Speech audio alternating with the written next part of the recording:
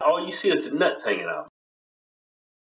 Fit, formidable, and fantastic. Hey everyone, it's Cory McCarthy and welcome to a new episode. So I'm a bit late to the show with this video, but I felt that soy video had to go up last Friday or I would have done this one sooner.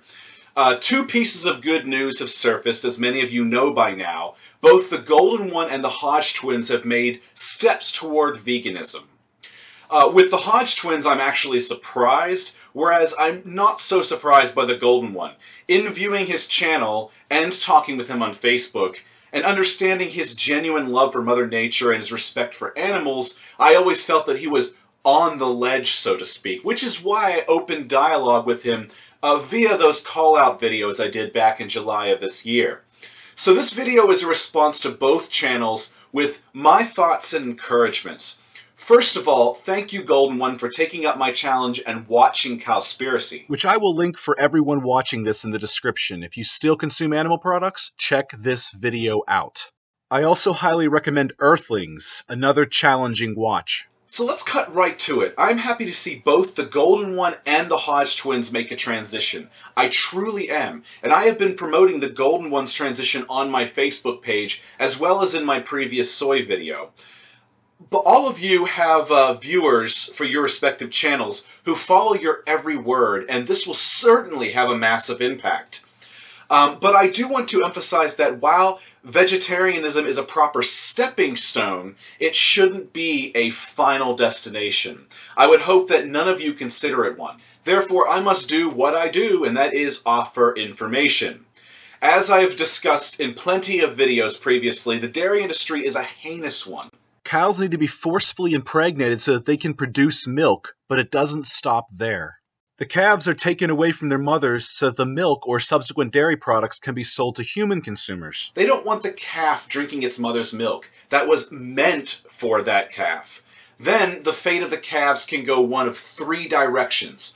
One, they're a female and thus they follow the same vicious cycle of forced impregnations that their mothers had.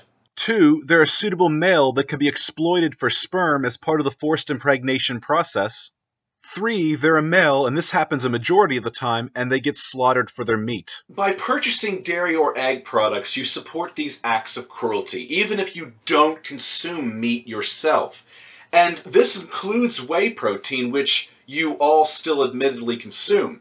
So why not introduce pea or rice protein, or a blend of the two?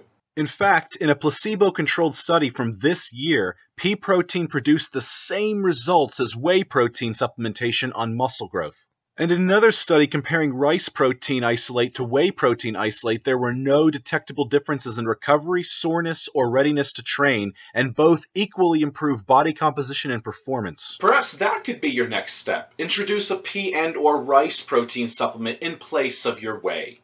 One more step toward veganism, and an easy one to take at that. And then there's the egg industry with one of its ugly acts. Chick grinding, where newly hatched chicks are ground alive in macerators simply for being male, and thus having no use to the egg industry. As with dairy, by purchasing eggs, you are supporting these industries and their heinous actions. And both eggs and dairy, along with meat, make up the animal agriculture industry. And according to the UN, animal agriculture accounts for 70% of global freshwater consumption, 38% of total land use, and 19% of the world's greenhouse gas emissions. So for the environmentally conscious, even by continuing consumption of dairy and eggs alone, there is still severe environmental impact to consider.